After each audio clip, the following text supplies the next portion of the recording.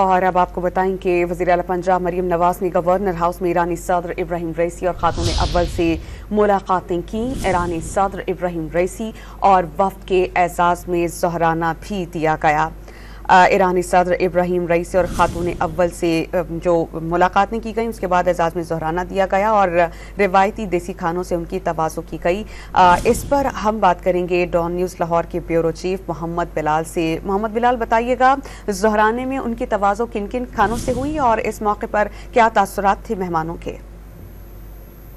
بالکل governor house میں یہ ظہرانہ دیا گیا ایرانی صدر کو، جس میں جو ایرانی صدر کی اہلیاں ہیں وہ بھی شریک تھیں۔ اس کے ساتھ ساتھ ایران سے جو ایک وفد آیا ہوا ہے وہ بھی ظہرانے میں شریک تھا۔ وزیر اعلیٰ پنجاب مریم نواز نے بھی اس ظہرانے میں شرکت کی اور انہوں نے ایرانی صدر کا جو ہے وہ گورنر ہاؤس میں انہیں خوش آمدید کہا۔